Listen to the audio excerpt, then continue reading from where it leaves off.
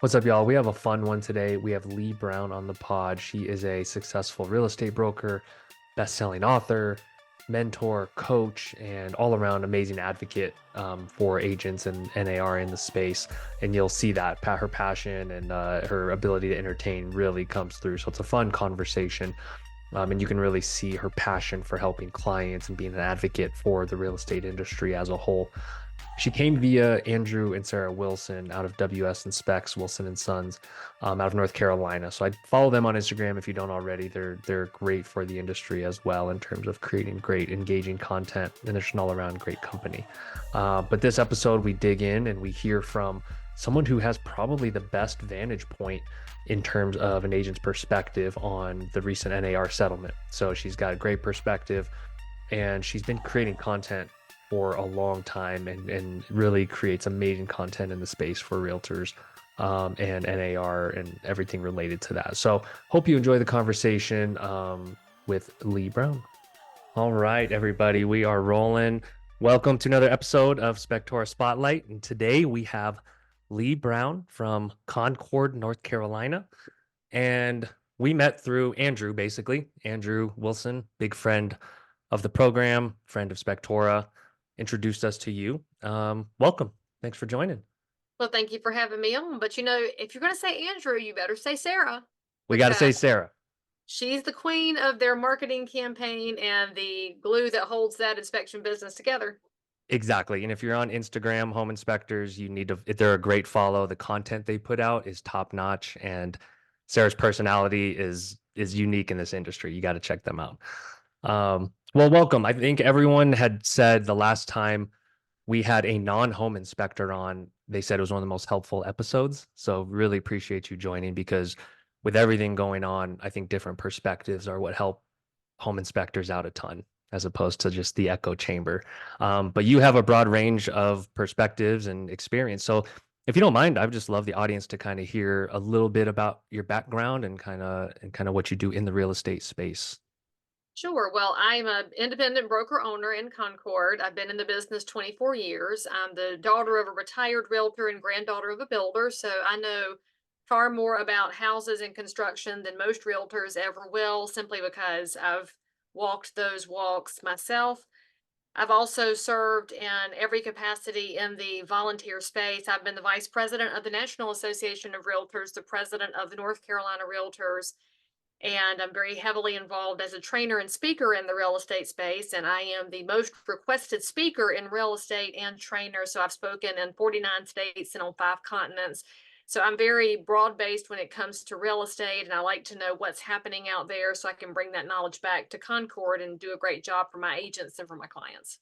That is amazing. And so, we're obviously blessed to have you on, because there's a lot of inspectors right now that only read a headline maybe about the NAR stuff going on. Half, I would say, haven't even done that. And so I appreciate you being on, because maybe we can just go super high level and get right into it in terms of what actually has been going on. And then we can brainstorm and maybe pontificate later on in the episode in terms of implications. But um, if we go back to, say last year even, or before that, how would you characterize kind of what went down and kind of like presenting it to home inspectors in terms of what actually went on with the NAR suit and settlement? Well, this has been going on for several years. And in fact, this is only one sector of the class action lawsuits that are going up against agents.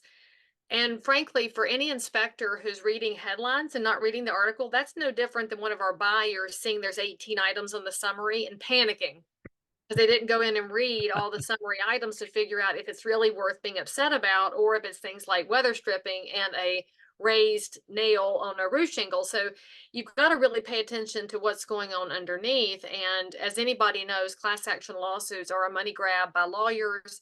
They don't benefit the consumer, they don't benefit the plaintiffs, they only benefit the lawyers who file them.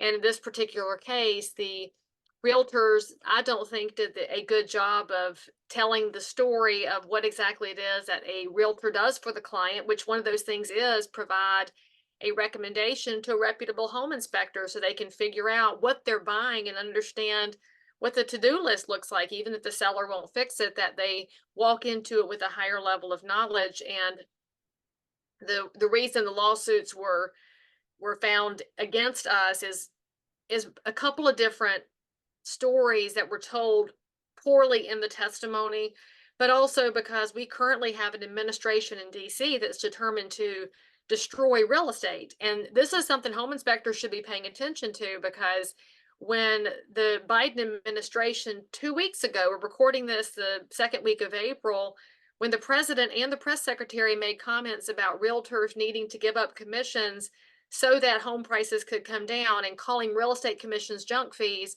every home inspector should be alert to that and saying, wait a minute, those realtors work to get paid. I, as a home inspector, want to be compensated for my work as well. And as realtors go, so go inspectors, so go surveyors, appraisers, and lenders on the local level. Everything is a very intricate ecosystem, and this class action lawsuit seeks to upend that in favor of virtual companies, in favor of websites. And it's pretty astonishing, this outright assault on property rights, which is what it boils down to. So as much as you may be listening to me and you're thinking, but Leigh, I don't think I agree with you politically. I don't care if you agree with me or not. That's not the point. This could be any administration, but when there is multiple messaging coming forward that says real estate agents are bad, that's not good for the individual homeowner who's thinking, I don't know what to look at in this house. And we help them figure out the area, the comps, if it's going to fit their lifestyle. As a home inspector, you help them figure out what exactly they should know about the heating and air system. What should they know about their standing water in the crawl space? What should they know? We educate people. That's the main thing that the realtor does and the home inspector does. We do those things together. We say pros, cons, and difference. And that's where these lawsuits are very inaccurate. So you've got to be paying attention. And for all home inspectors who are watching and listening to this, talk to your agents, find out what's got them upset, because part of my value is the Wilsons. Because when somebody calls me, they know that I have a list of people that are fully licensed and they've got the right insurance and they've got a set of eyes. And they also are the first ones to say if they miss something, because they're not perfect. And I don't want perfection. I want somebody who's honest and accountable. And in fact, one of the videos we ran on Instagram, I'm an old person. I'm older than the Wilsons are. I've been in the business longer than they have.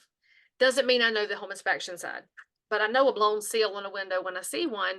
And I felt like Andrew had missed it. So he, on a Saturday morning, met me back over there so I could find out if I was wrong or if he missed it, because I'll accept either outcome.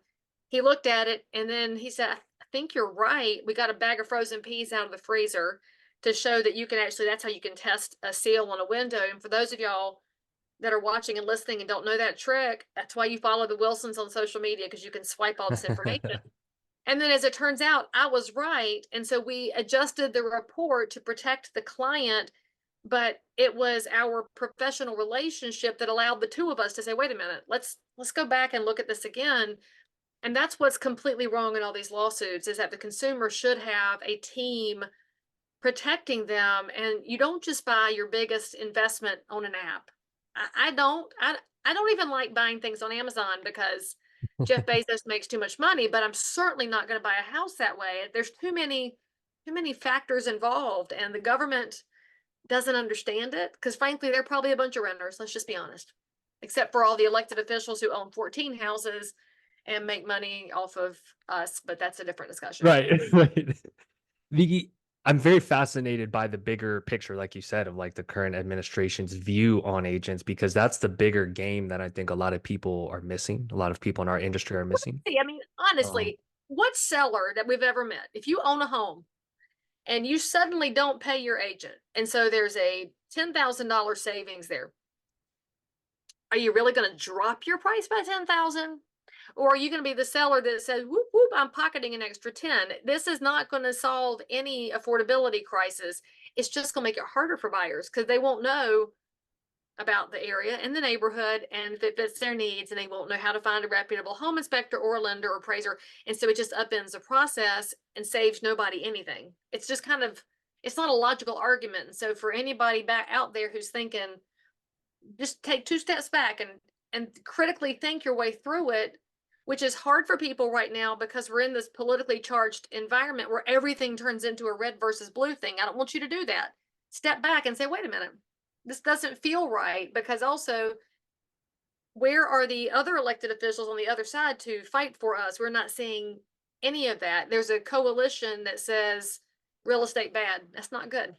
Exactly. And this, not to go on a tangent, but I think it takes us into this space where we're already as of everyone wanting to be polarized, right? So it's like good, bad. And I was an agent for 5 years here in Denver, and I remember working really, really hard, showing like 80, 90, 100 houses to some people during that environment. Remember when no one could get an offer accepted? And I just remember being like, I'm gonna lose money on this deal basically on an hourly basis. Gas money, the time you spent, you're pouring into your expertise, you're pulling the comps to write the offers, and then all in hopes of one day getting paid.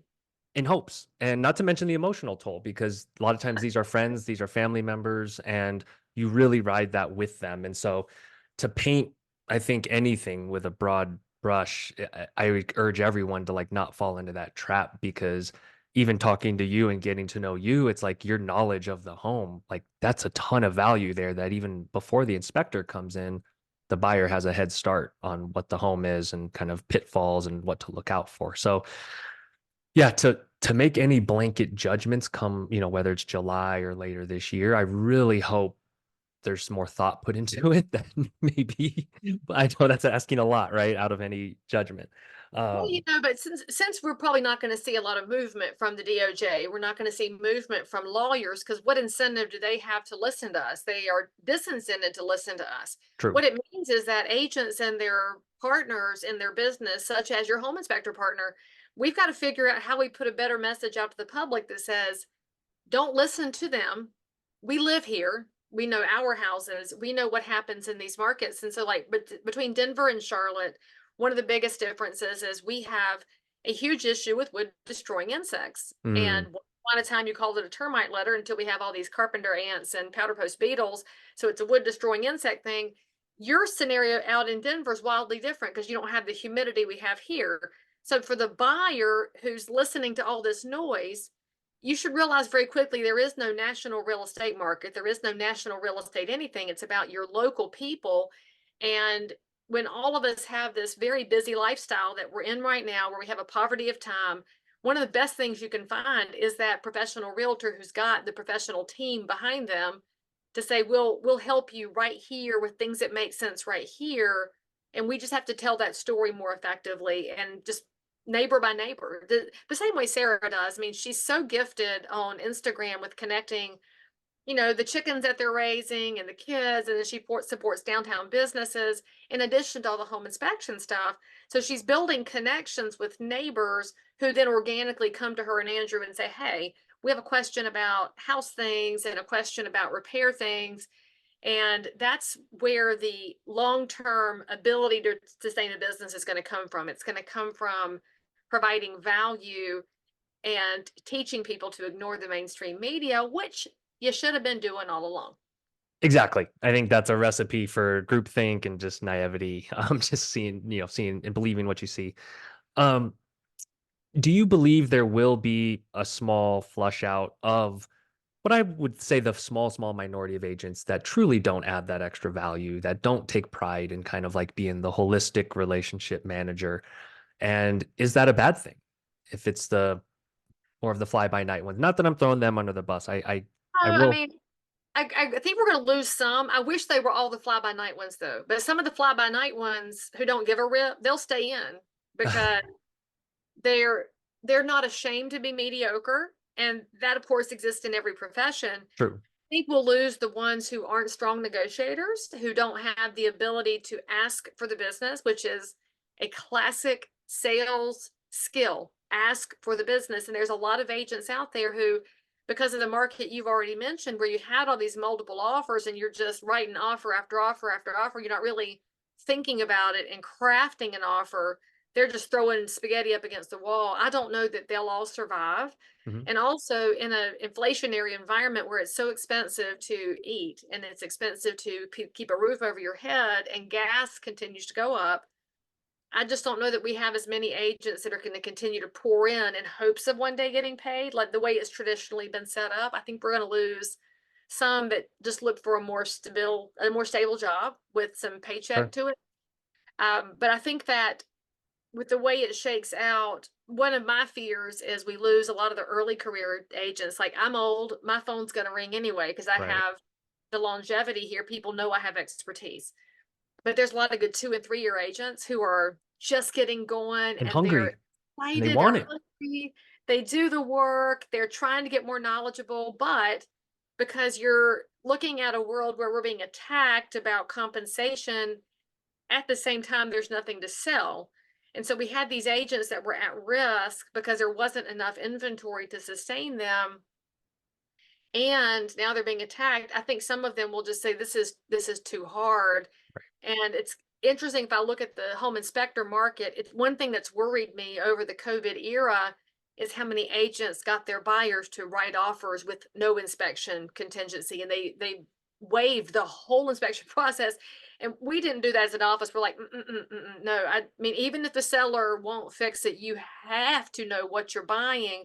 A lot of agents didn't do that, and so we lost a lot of home inspectors over the last 4 Yeah. years because even though we had transactions going on, a lot of them eschewed the inspection. So it's fits and starts on all of these angles in the business. I think the best inspectors are going to find out how to support their agents. The best agents are going to pull their inspectors, lenders, appraisers, surveyors in with them as a team and say, this is what we provide.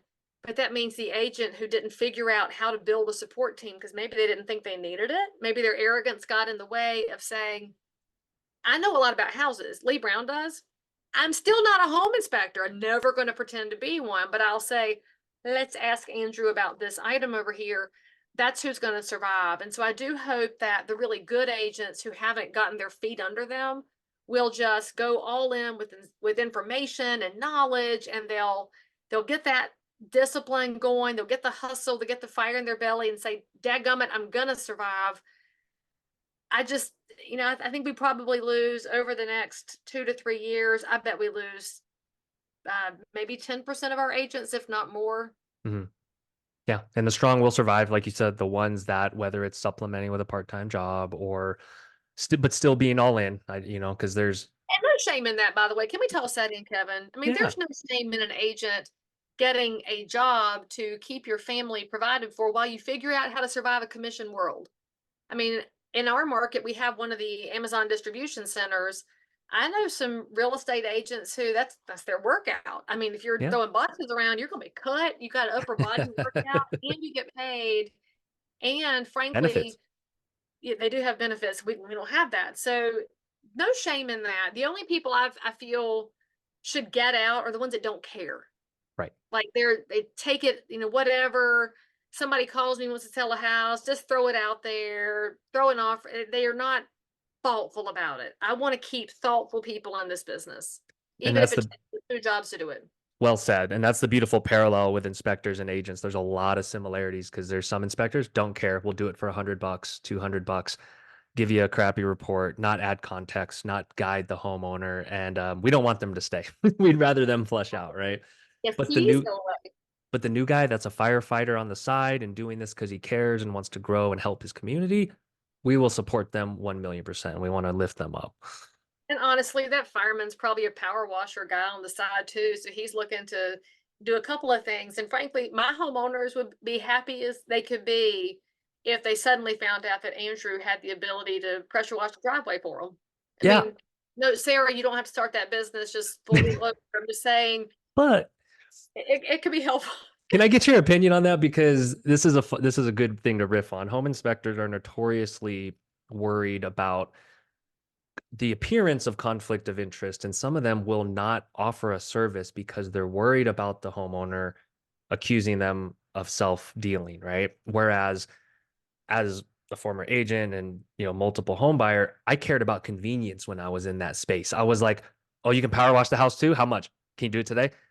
I didn't care if it was the same company. So I was Me either. curious I'm the same way I was because curious from your perspective how you view that with it buyers. depends on what it is, right? So if the inspector wants to put a chimney liner in, I know the chimney liner business is the most corrupt thing in home improvement because you call a chimney inspector out, he'll be like, yeah, needs a liner. Okay, so I know how shifty that is. But if he's out there and says, yeah, for $800, I could do all of this weather stripping and caulking and stuff if you want me to, right? So And so helpful. if they say no, who cares? I mean, it's not like they're saying, Yeah, I'll fix this, just as long as they're not gross about it. But like caulk is one of my favorite ones. The average human can't do a straight bead of caulk. You can watch all the YouTube videos you want. You can't do it. I'm still, yeah, it's crooked. I'm off. Yeah, I'm I've not tried. patient. You have to have a certain level of patience to do that. My husband can. He's an engineer, so he's wired to be Got steady detailed. hand. I'm distracted. So if my guy's out there looking over a house that I'm purchasing and says, I can knock this stuff out for you, I'm like, how much? So I'd say it just depends on your approach.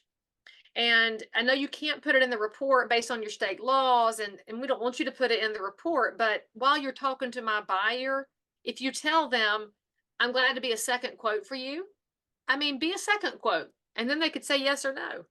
Yeah, I like it. And I wanted to hear you explain that because to me, value add and convenience are very different from I have a radon mitigation company and I'm going to keep feeding that. And like if you're ethical, I don't think there's much to worry about as a whether you're a realtor or a home inspector. Okay, so can you fake a radon test? I mean, it's 4.0 picocuries per liter of air. So if you're doing a mitigation system, can you juice those numbers? Is that like steroids for a house? Right. And yeah, Hope not. if you call it like you see it, it's okay to also fulfill some of the handyman work, things like that. And so I think we are in a leaner era though of like how else can we all add value? And I think that's a good narrative to have out there for realtors and inspectors. I have a question for you on the buyer side because in this might be a simplistic view, and I'm glad you mentioned how reductive it is to just say, "Oh, home prices will come down and everyone will benefit because everyone will make more." It's like this very simplistic view, right? So let's throw that out. So with buyers, I worried that if these changes resulted in buyers now having to pay a fee to their agent, that increases their costs. That might not be great for leftover money to pay for a home inspection. How do you view any potential changes to like buyer costs? Because it's already damn near impossible for buyers in some areas and some demographics to buy. More costs for them might not be a good thing. No, it's a misunderstanding of how the money works. And frankly, I think a buyer will be able to buy a home inspection no matter what, because most home inspectors have online payment options. You can use a credit card for it. You can't use a credit card to pay your real estate agent. That's not a process that's accounted for in the mortgage rules. With our veteran buyers is a huge problem because there's a rule in the VA home loan program that a veteran cannot pay their own agent. It must come from the other side. Mm, So as the rules change, if a seller says, I will not pay the buyer's agent and the buyer's a veteran, well, now they either have to go without an agent or just use a dual agent, which I have major conflict of issues, I mean, conflict of interest issues with that. So for the buyer who's scratched up their down payment, they've gotten their credit score up. The bigger problem, and you may have seen it out there too, Kevin, is the deposits. So you have to have enough liquid cash to do a good enough deposit to win in multiple offers. Because many of my sellers, that's one of the ways we win multiple offers is with a giant deposit. Well, that's liquid cash money. And yeah, it's part of their down payment if they get through the process. But if they don't get through the process, that money's gone. How are you going to pay the agent if you're continually whittling away at your money? And for the ones who say that agents shouldn't be paid outright, well, the way it's traditionally been set up, the buyer's still paying it. It's just baked into the total number. Why is that bad? I just don't think it's bad. The argument was that it wasn't disclosed and it wasn't negotiated. Well, that's not true because in our market, everything's disclosed and everything's negotiated all the time. The number of buyers who call in asking us for a piece of the commission or for a rebate or whatever it is happens all the time. I get to say yes or no as a business owner. But the future of a buyer paying their agent, they should have the right to. That's a American bedrock. You should have the right to choose how you do this. Well, that's always existed. I do think that the ones who get hurt the most are the low down payment, scratching their pennies together people. And the worst part of it is those are the ones who need a realtor the most. They don't understand why they need a home inspection. Use new construction for an example. In the Charlotte area, we still have new construction you can buy. It's a first timer. Now it's on the edges of the metro area, but you can still do it. Sure. Our first time buyer is very drawn to that because the builder will help them figure out some special low down payment programs. And then they think, well, I don't need an agent. Well, who's going to tell that buyer to get an inspection on new construction?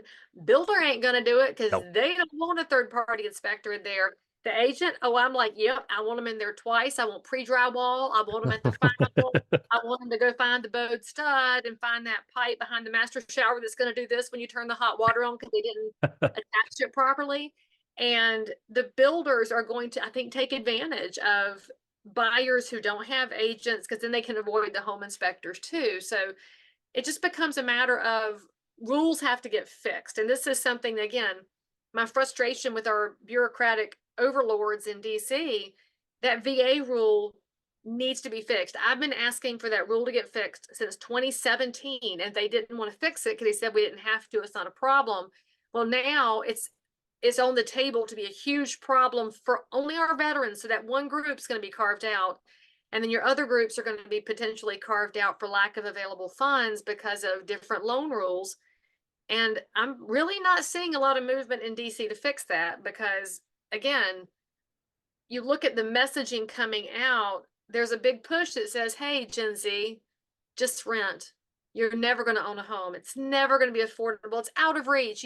Well, why would you tell people they can't do it? They probably can if they're talking to the realtor who can help them figure out what programs are out there, what houses are available.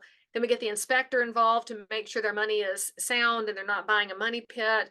We can help them, but they're pulling us out of the way so they can't be helped. And so why would they fix the loan program? I mean, it's so multifaceted. It's hard to get your mind around that it's so much more than just, well, the 6% commission is dead. I mean, there was no standard. Like the fact that they keep yelling about it doesn't make it true. It's just confusing the consumer while they simultaneously don't fix the underlying problems. There's so much in there. And Ah, confusing consumers is kind of the MO of the government, right? So they like confusing people. very good.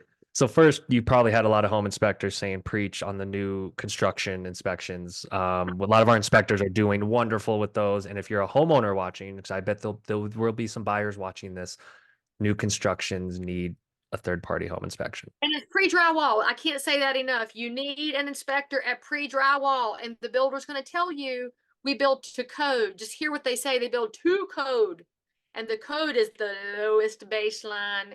And the joke we like to tell is that code inspectors are failed contractors, builders, realtors, and inspectors. They went to work for the county instead, and they're a little bit grumpy, but they don't care if you're going to experience problems later. Because the bowed stud is my favorite example. And if you're watching this, listen to me on this with pre-drywall.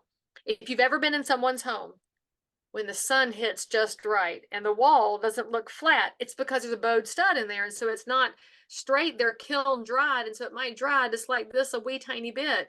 It's still to code. It's still a good piece of wood. It's just not perfectly straight.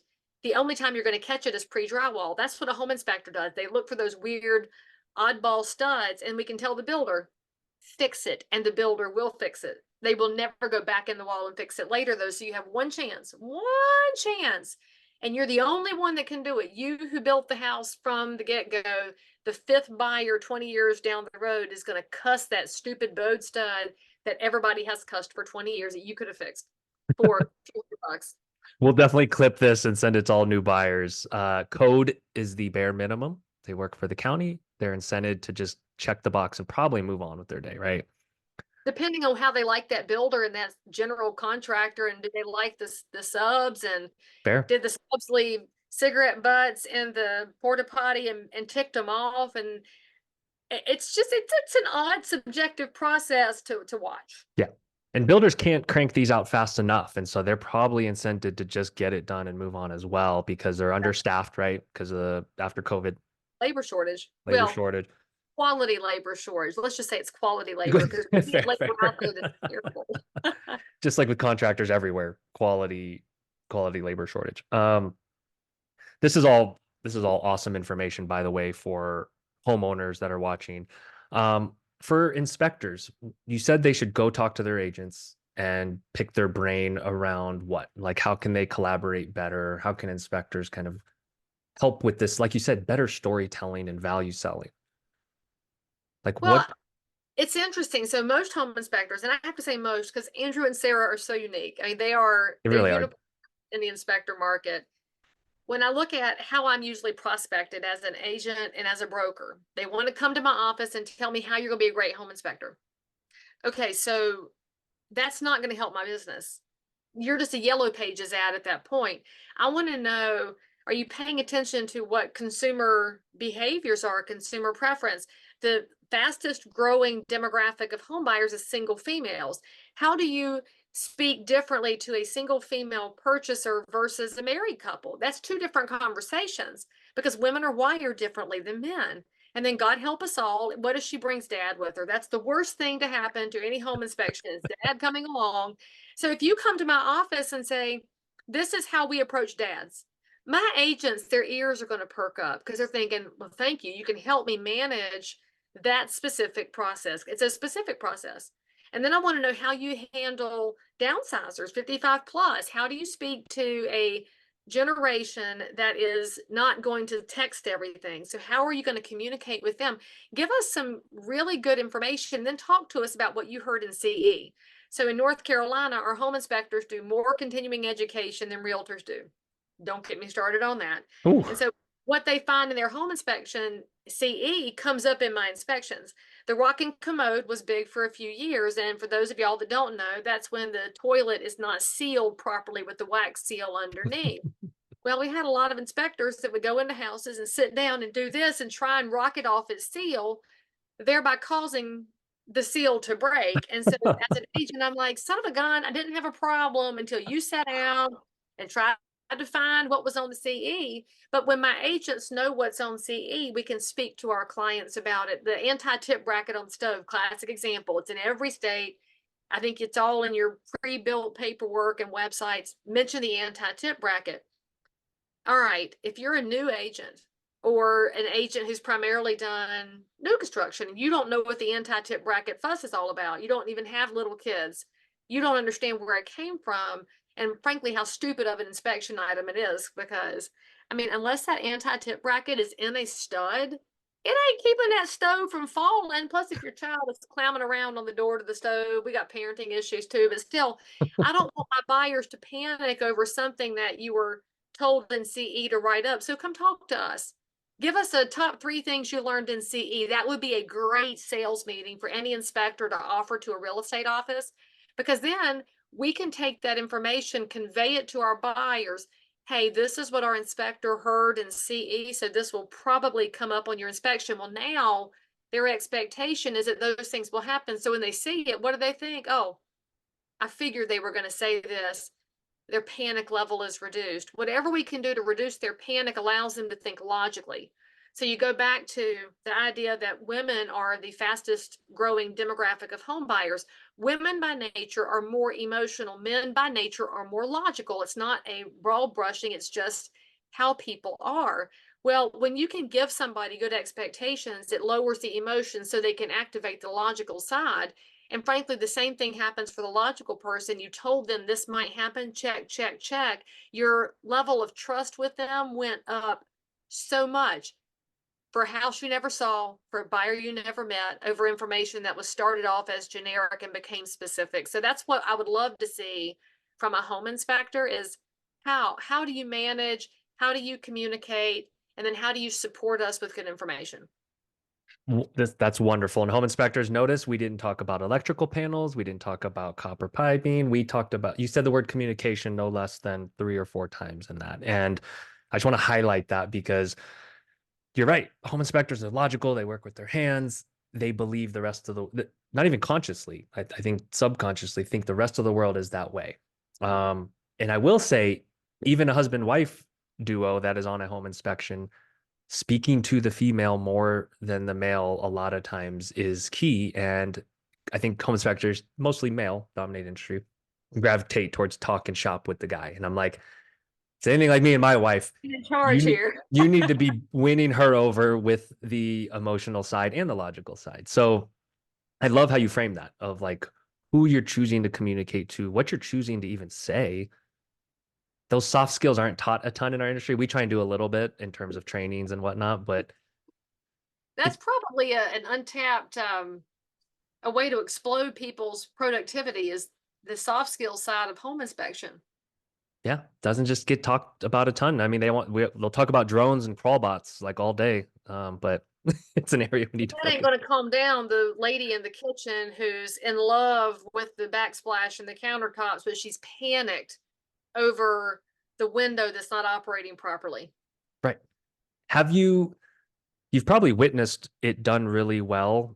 The piece about home inspectors putting things into context for buyers, and then you've probably seen it not done well. Do you have any, I guess, any stories or any war stories around, um, just to help them understand just how important the conveying of the information is versus here's your report, I'm out. Well, now I work with a lot of first timers because even though I'm a very established agent, my heart is with the people who need the guidance and they need to have their hands held because I really want to see them start that generational path to financial stability and Yes. the house that does it. And so I've got to keep them calm. The fifth time buyer, Like, they're fairly easy because they understand why they want to own real estate. The first time buyer is still trying to get their head around it, right?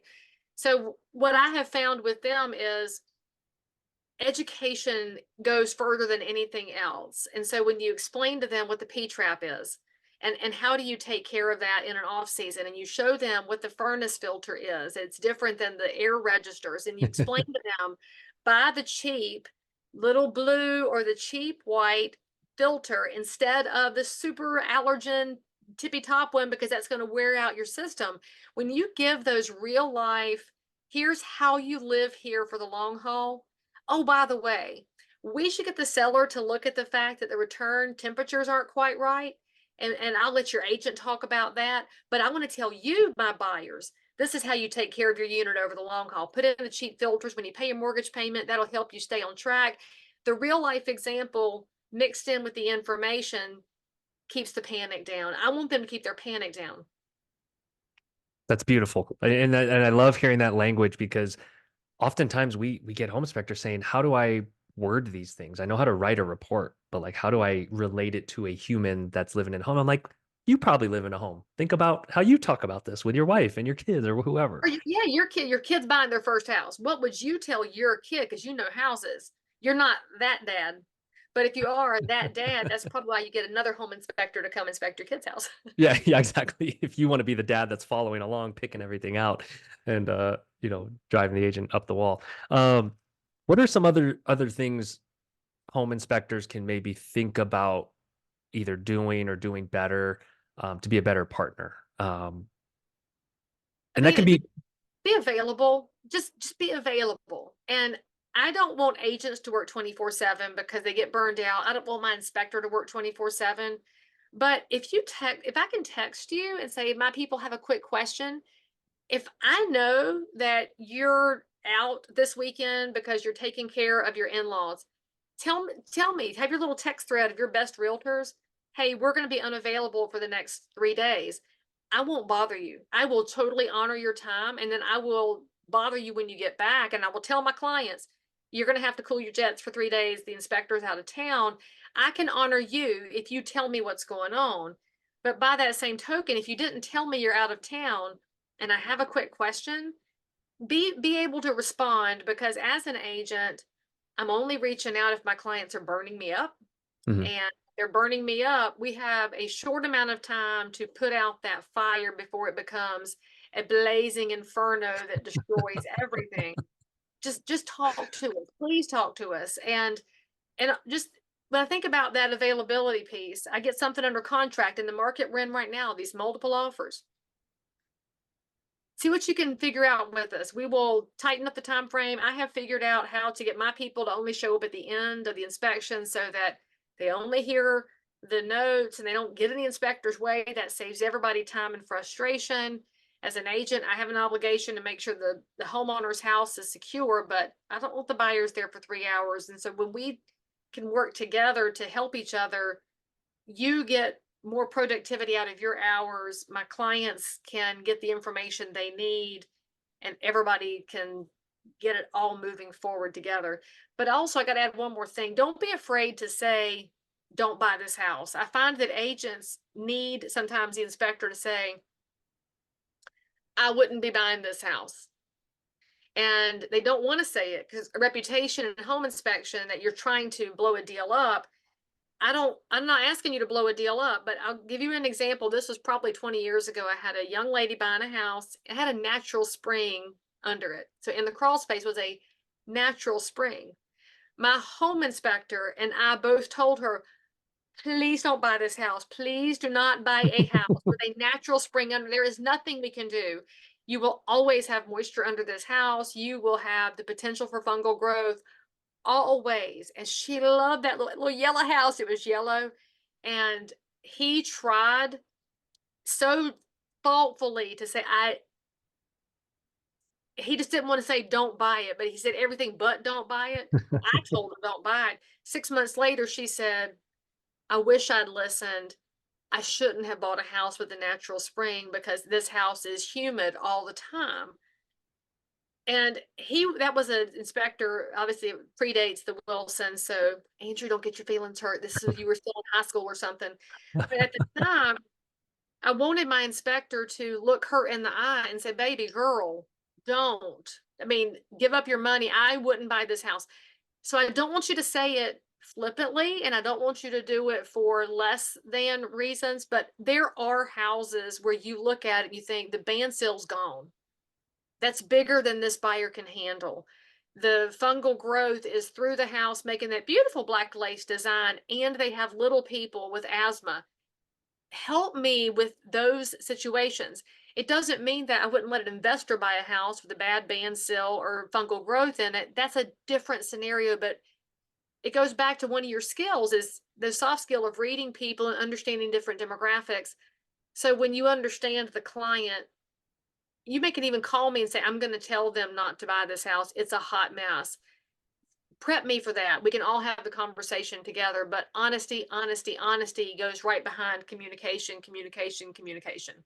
That's so refreshing to hear. Because yeah, I do believe there's a false narrative that inspectors are always worried about blowing up the deal, and new inspectors think no matter what, do not blow up the deal. But there's that feeling in your gut on certain houses where you got to talk about it. Come to you and just there's nothing hurt. There's no harm in asking you, hey, I feel really weird about this one.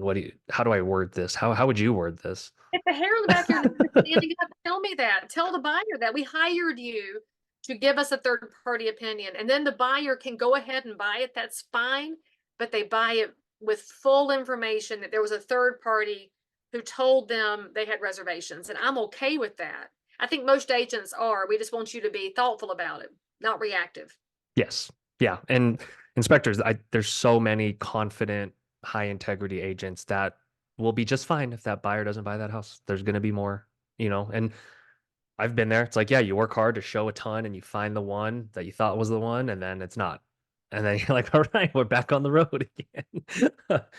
um, Super helpful. I know inspectors will really appreciate that. New agents. So when new agents get in the business, you guys do your trainings with them. I'm sure you bring them up. Is it helpful for inspectors to try to educate them from the beginning? Do you guys do like new agent trainings that inspectors can come in and help them with like the basics and teach them from the beginning, or is that not really a thing anymore? Well, we have an onboarding program. I can't answer for any other company because we're very tiny and so we're very hands-on. And so I like for a early career agent to go with a seasoned agent on the home inspection. So not to have a Mm, office meetings not going to be as impactful as go glue yourself to his hip and don't say a word. Take your little notebook and write some notes. Don't interrupt because every inspector I've ever known has a mental order and a mental list. And if you interrupt the order, you've thrown it off. They kind of have to go back to the beginning and start over because they had a plan and a process.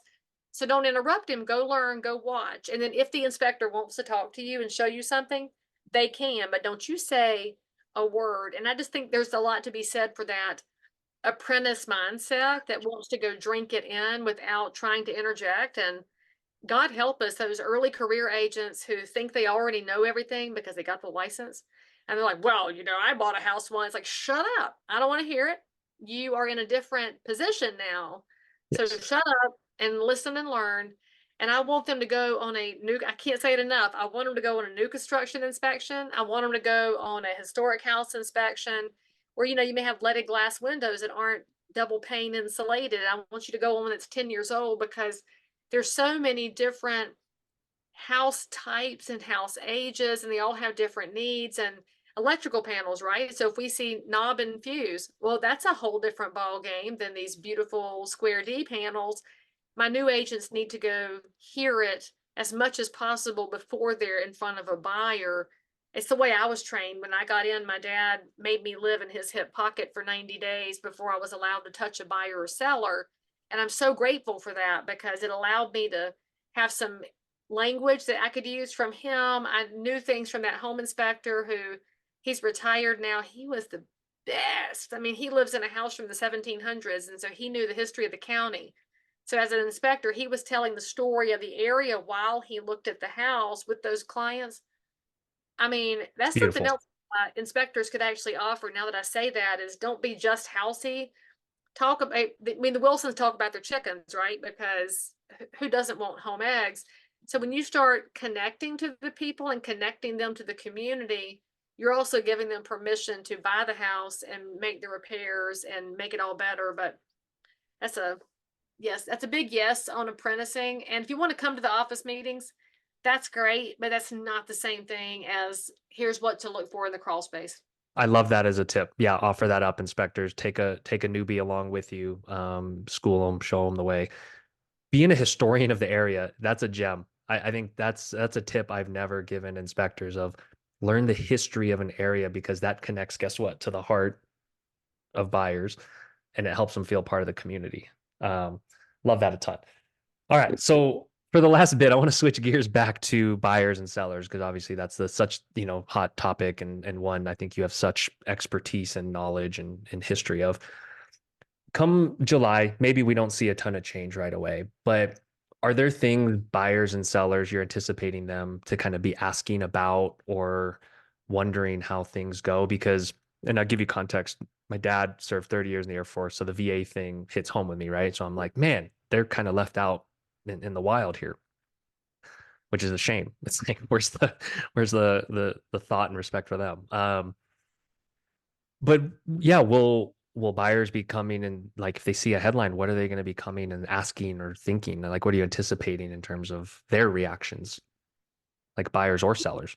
They're just going to want to know What do I how do? it's supposed to work, right? And so, like, North Carolina's lucky. We've had buyer agency by general statute. We have excellent forms. We've been explaining it anyway. The only difference now is a buyer may pay their agent out of pocket. And so the agent's job is to know how that plays in with the mortgage.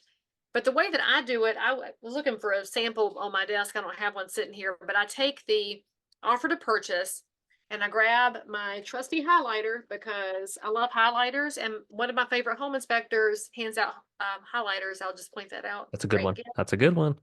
I like that better than ink pens because everybody gives out ink pens and they suck. So don't give us sucky pink pens. So I will circle all the times money leaves their pocket. So I will tell the buyer in our consultation, here's how the deposits work. Here's where you pay for the appraisal. Here's where you pay for the home inspection. Here's where you pay for the survey. With a buyer, if you just tell them where the money's leaving their account, they can handle it. Yeah.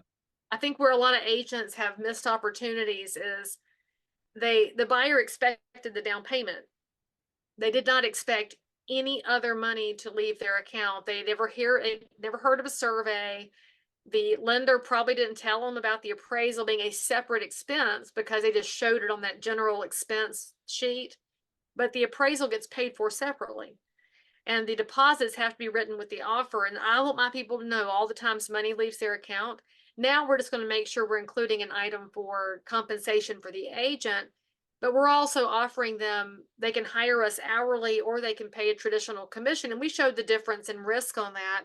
But and on all of our spreadsheets, and I think every agent should do this. We show what the cost of the home inspection is, ish. And it's always an ish because it depends on square footage and the age of the house and all those Sure. factors. But ish, you're going to buy a home inspection. Here's why. Ish, you're going to have to spend this for the survey and the home warranty and all those items. And I think a lot of agents have had spreadsheets for sellers. They haven't had one for buyers. Well, now it's just time to create one for the buyer too, so they're fully educated before they walk in the door. And for my office, we do all of this at the consultation before we go show a house. For any agent who's trying to do all of this education at a showing, you're hurting the buyer because they can't absorb a house and how real estate operates at the same time. Make it two different educational chapters in their book.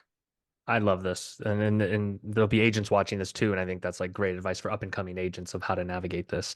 Um, there's a decent upswell in our industry with pay at close for the home inspection.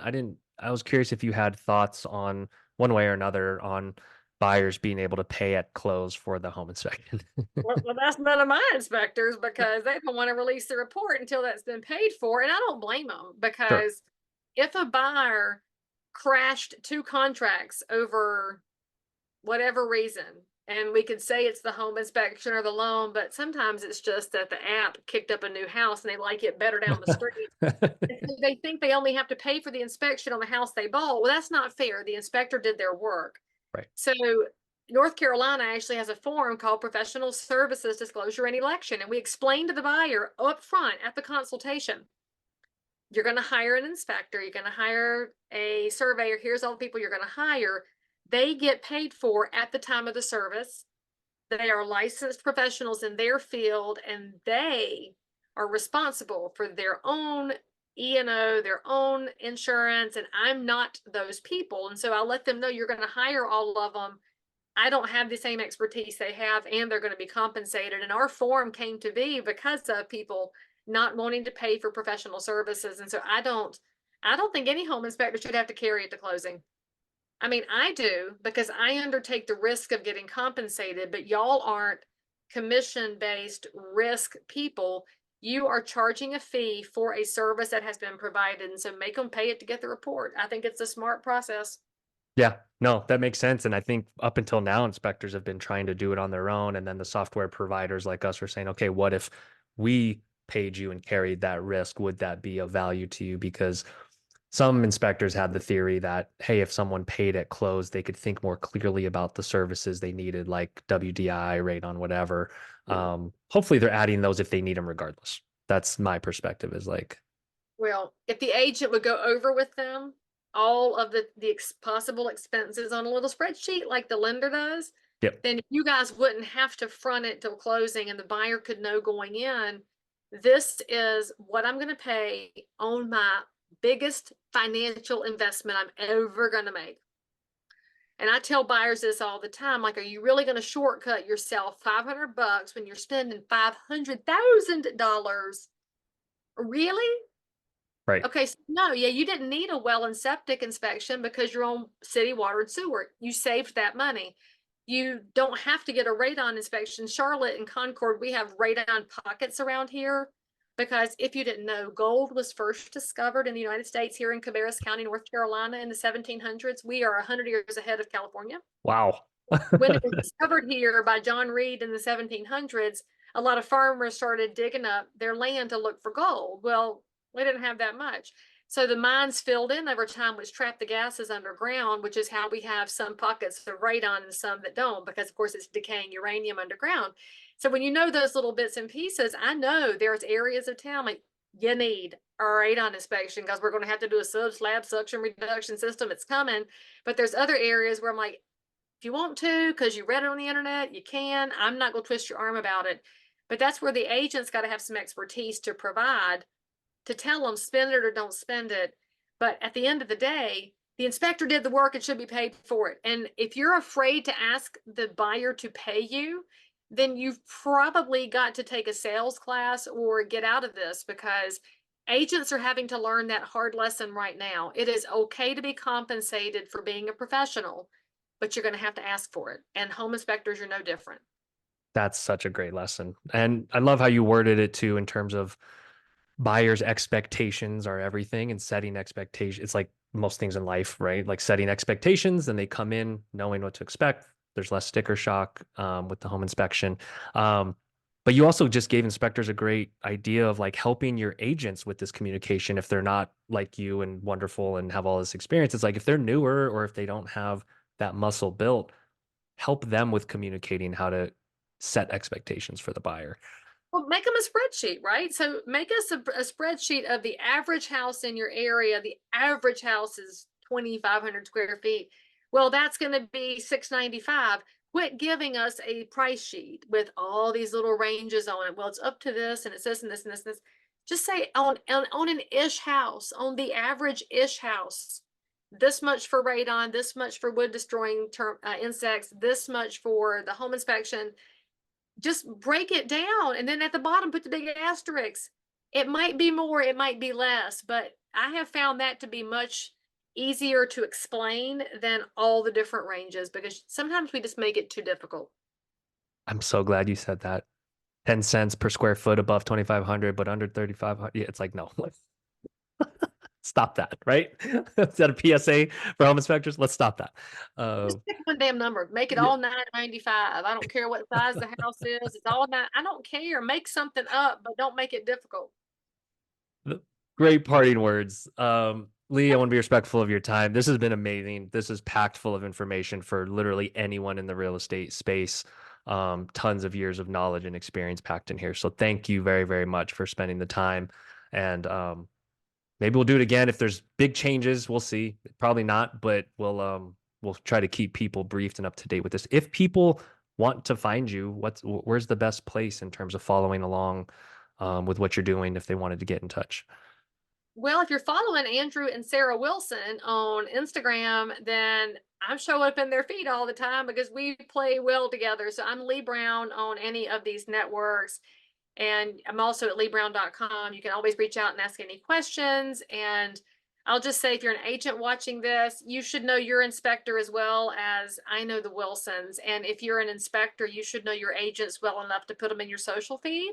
So maybe y'all can build those connections a little bit more as you decide how you're going to build this business as a professional team. And so with that note, Kevin, thank you for what you're doing to support people like the Wilsons and great home inspectors. And I'm glad that you're bringing some realtor background into it too, because we can always learn a lot from shared backgrounds and how we can make things better for the consumers we serve.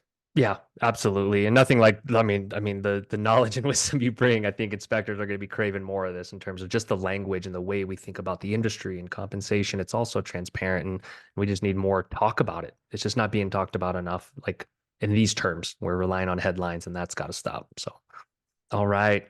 Well, have a great rest of your day. I'll link to everything in the description for anyone wanting the website, social handles, things of that nature. You can find it there. So appreciate you.